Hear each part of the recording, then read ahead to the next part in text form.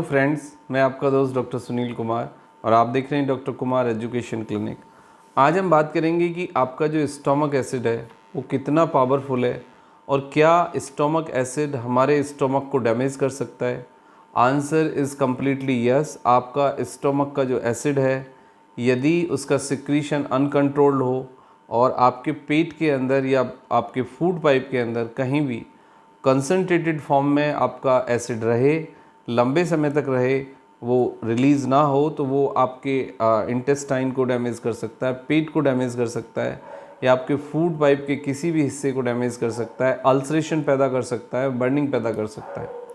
आपका जो स्टमक का एसिड है वो बहुत पावरफुल है। How powerful your stomach acid and how damaging the life and लोगों की जो क्वालिटी ऑफ लाइफ है उसको वो कैसे प्रभावित करता है और कैसे डैमेज करता है, हम आप इसको समझने की कोशिश करेंगे।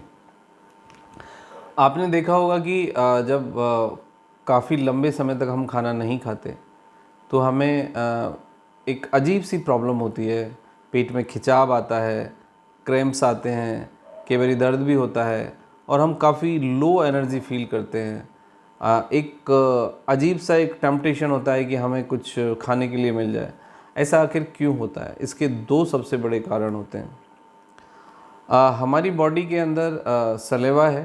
जब हम फूड को च्यू करते हैं, आपने देखा होगा कि जब आप खाना चबाते हैं तो खाना मीठा लगता है। हमारी सलेवरी ग्लैंड्स है, सलेवरी ग्लैंड्स लगभग 1 लीटर 24 घंटे में सलेवा प्रोड्यूस करती है। तो सलेवा भी एसिडिक ही होता है नेचर में, मतलब बहुत ज़्यादा एसिडिक नहीं होता, लेकिन वो एंटीसेप्टिक है, एंटीबैक्टीरियल है और उसकी अपनी एसिडिक प्रॉपर्टीज़ भी होती हैं।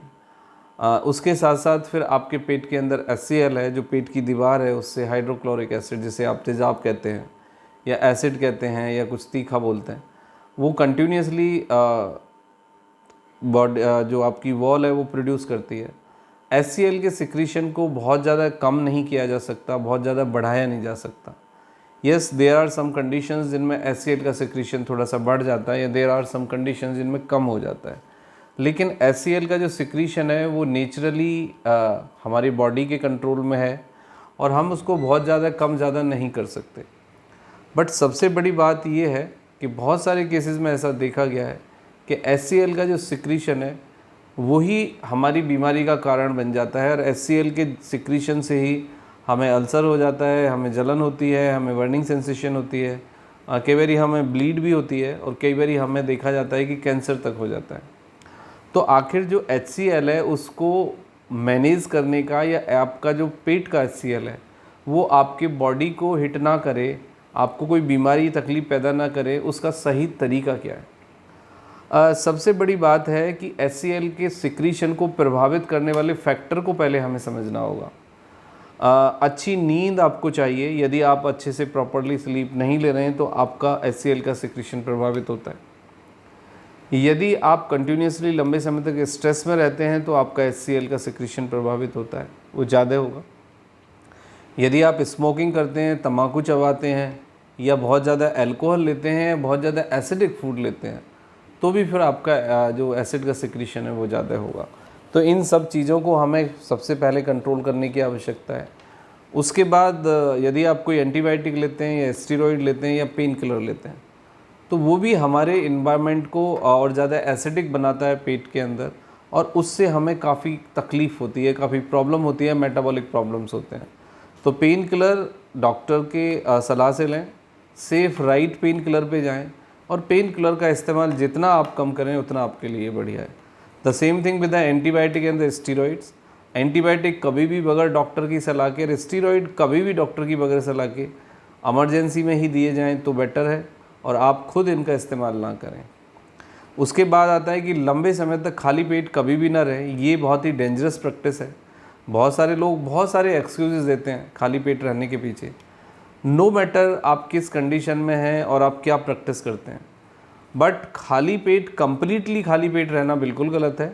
आप मॉडरेट फास्टिंग कर सकते हैं, आप वाटर पे फास्टिंग कर सकते हैं, आप जूस पे फास्टिंग कर सकते हैं, आप खिचड़ी दलिया पे फास्टिंग कर सकते हैं, या आप जितना खाते हैं उसका 20-25% खाएं। आप कट डाउन कर सकते हैं, कम कर सकते हैं, लेकिन 8 से 6 घंटे के अंदर आपकी बॉडी को यानी आपके पेट को कुछ ना कुछ फूड मिलना चाहिए, अदरवाइज़ आपका जो एसिडिक है वो और ज़्यादा एसिडिक होगा और ज़्यादा तीखा होगा और वो आपके पेट को डैमेज करेगा।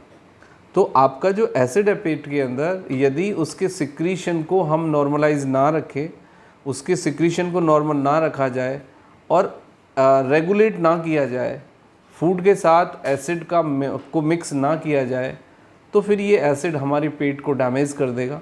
क्योंकि एसिड जो है वो हमारी फूड के साथ रिएक्ट करता है, एंजाइम्स, एसिड्स और भी बहुत सारे मेटाबॉलिक प्रोडक्ट है जो मिक्स होके फूड के साथ एक मेटाबॉलिक मैकेनिज्म है। यदि आप उसके अगेंस्ट जाएंगे, आप नेचर के अगेंस्ट जाएंगे, तो फिर आपको नुकसान होगा। तो इससे आपको बचना है। तो एसिड के इफ़ेक्ट से आप अपने गट को बचाइए, आप अपने पेट को बचाइए, आप अपने टिश्यू सेल्स को बचाइए। और इसका सबसे अच्छा तरीका यही है कि आप खाना टाइम से खाएं, खाने को प्रॉपरली च्यू करें, अपने फूड में प्रॉपर फाइबर वेजिटेबल्स रखें। और जिन लोगों को ज़्यादा एसिड बनता है या अल्सरेशन है, तो वो लोग अपने खाने में नारियल शामिल कर सकते हैं। कुकिंग ऑयल में नारियल का जो तेल है वो यूज़ करें, कच्चा नारियल खाएं, नारियल पानी पिएं, एलोवेरा जूस पिएं, प्लस कर्ड शामिल करें अपने खाने में, और नॉर्मल फाइबर फूड्स लें, नॉर्मल जो खाना खाते हैं वो खाएं। तो इससे आपका जो एसिड का सिक्रीशन है वो नॉर्मलाइज होगा और आपका बॉडी का जो एसिड है, आपका जो HCl है पेट का, वो आपकी गट की दीवारों को डैमेज नहीं करेगा, आपको मेटाबॉलिक प्रॉब्लम्स डेवलप नहीं करेगा। Thank you very much and take care yourself.